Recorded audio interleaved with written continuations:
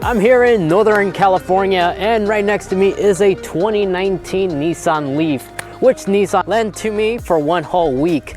And after 1 week of daily driving this thing, I kind of understand why electric vehicles are now blowing up here in California.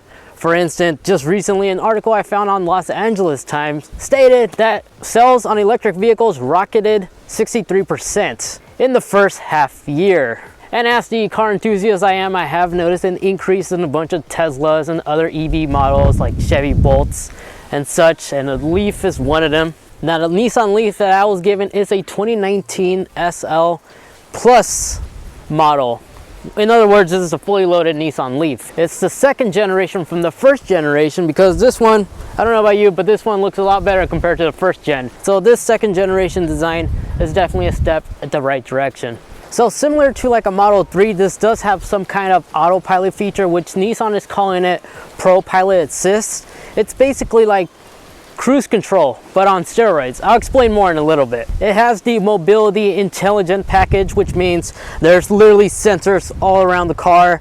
It has a 360 camera, so when you're backing up, you can see all your angles, all your corners, so you don't bump or crash into anything. The seats on this thing are NASA zero gravity inspired design, is what Nissan is saying, and I gotta say they're really comfortable and really unique looking. So since this Leaf is the Plus version, it does have a beefier battery, which has an EPA range of 215 miles, which is good compared to the previous generation, which means this car has 214 horsepower and 250 pound-feet of torque. It's a single-speed transmission and delivers all that power to the front wheel, so it's a front-wheel drive car and really does get up and go, especially in the city.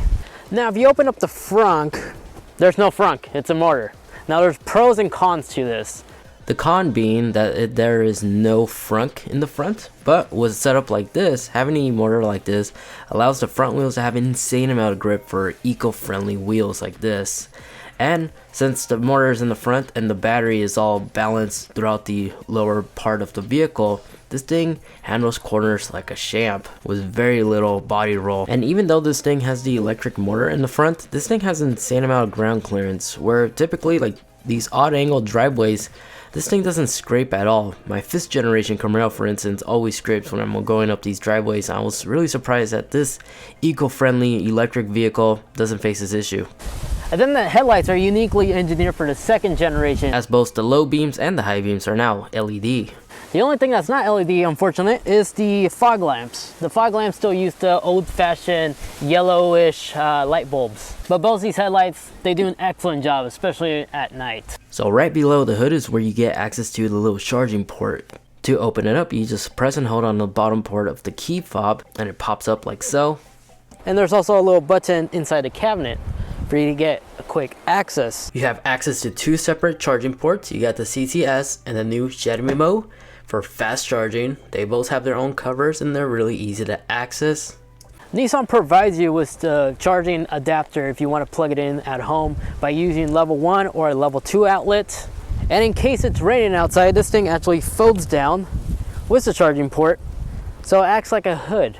And a unique mechanism that Nissan innovated for the Leaf is that in case you're plugging into a public outlet to charge your vehicle, and let's say for example someone thinks they're better than your vehicle, or whatever said reason, they decide they could unplug your EV from charging and plug in their EV, there's actually a lock mechanism that you could enable inside the cabinet, where you need the key fob or you need to be inside the vehicle to unlock the connection so you could release it.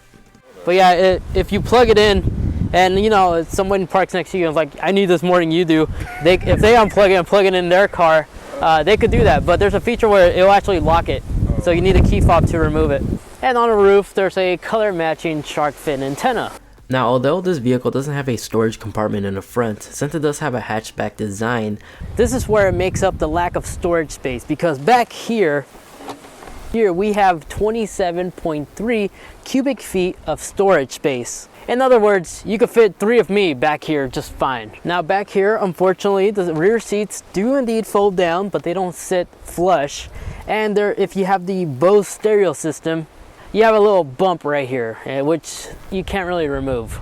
But this Bose sound system, I mean, sounds incredible for something that comes factory. Of course, if you add aftermarket subs and stuff like that, it will definitely improve it. But out of factory, I mean, this Bose stereo system that it already comes included with is fantastic. Now, something interesting about this trunk, it doesn't automatically close, but it does have you can actually lock your vehicle from this button back here. So you don't even have to use the key fob or touch the buttons on the door handles. You could just lock your vehicle literally from this point. It's really interesting. Does your car do that? I never knew that. Yeah, you could actually legitly, yeah, you could literally like lock it from here. There's like 2 buttons. And if I can find it, the vehicle locks. And now everything, yeah, the car is basically locked. And you can also unlock your vehicle from back here as well. It's like 2 separate buttons back here. I'm still trying to memorize them. Now inside the cabinet, Nissan always does a really good job when it comes to engineering their steering wheels.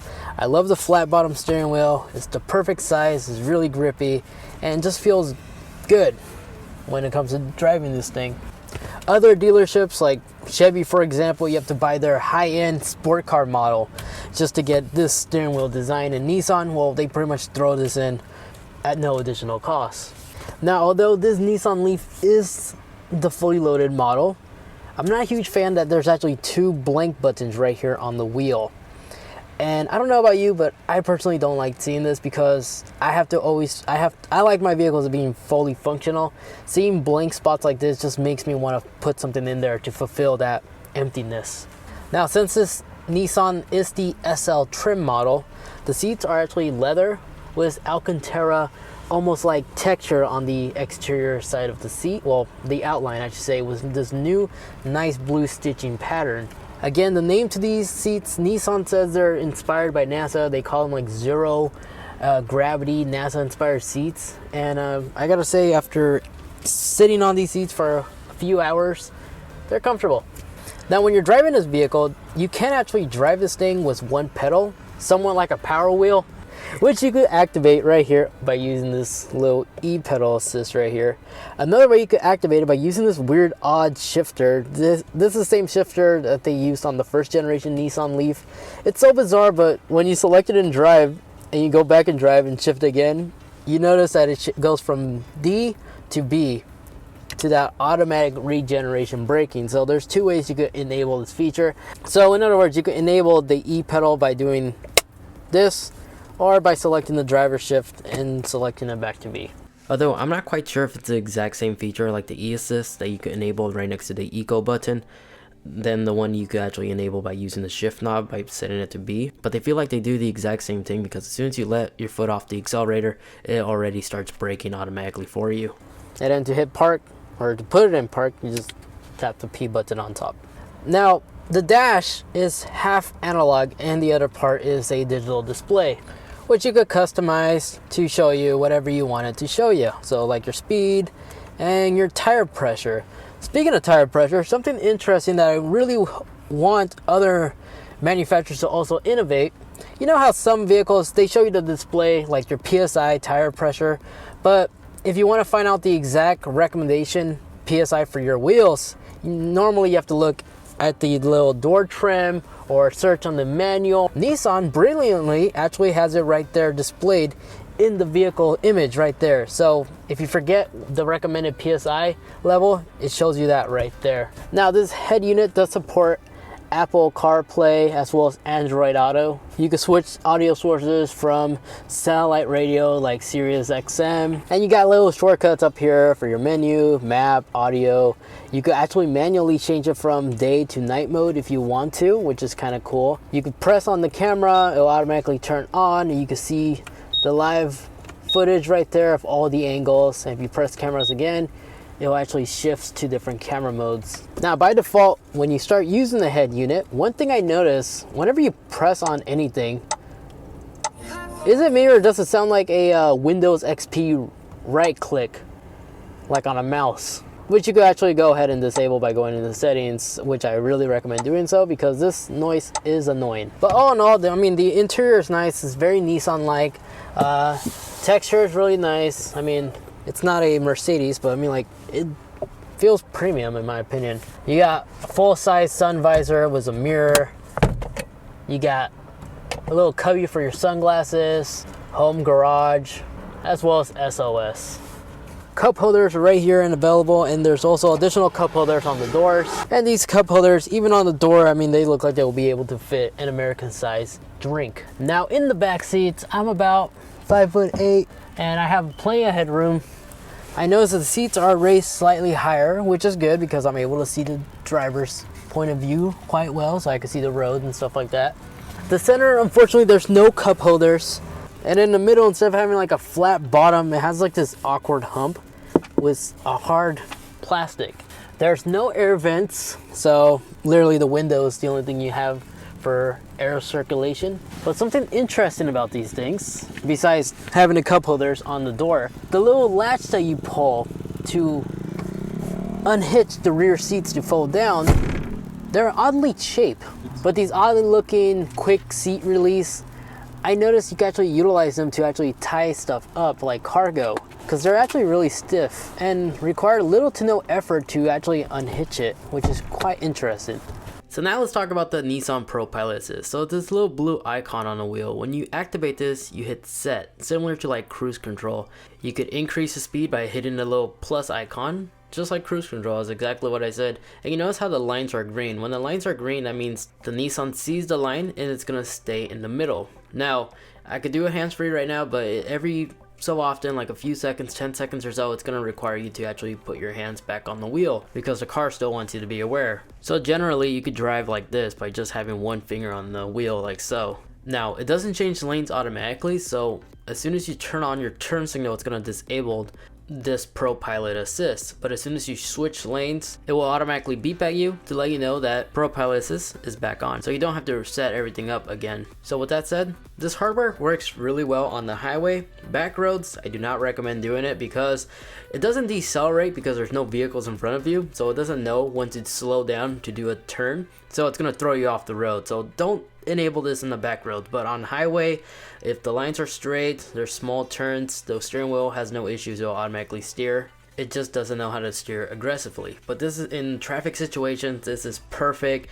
It's awesome. It really does help out a lot, relieve some of that stress when it comes to rush hour. And when a vehicle ever cuts you off, the system actually handles it really well. I didn't even have to do anything. I was about to get in and like slow down or something, but the car understood and knew what to do and handled it really well. So now we're back home, and I just simply went ahead and plugged in the EV like a smartphone. So for daily driving, the ability to skip the gas station is really incredible. And the range that you get through one single charge is more cost efficient than filling up at a gas station here in California, especially when gas prices are typically found at around $4 to $5 a gallon. And it gets even cheaper, especially when you schedule the charging time, which you can actually do on this EV during the off-peak time when energy is cheaper. And the overall experience isn't bad. It doesn't feel like I'm driving a Prius. In the city, I'm able to quickly accelerate off the line, leaving everybody in the dust if I ever need to merge. But once you go on a highway, that's when those gasoline combustion engines have more power to reach a higher top speed. But what I'm trying to say is, for daily use, city driving, this thing handles like a sport car. I can see why electric vehicle sales are going up, especially here in California. And with the tech that Nissan is offering on their Leaf, the ProPilot Assist, it's perfect, especially during rush hour with traffic. Oh, and a funny corny thing about this car, it makes this weird reverse beeping sound when you put it in reverse. Take a listen. Yeah, it does that, but thank you guys so much for watching. Take care, and I'll see you in the next one.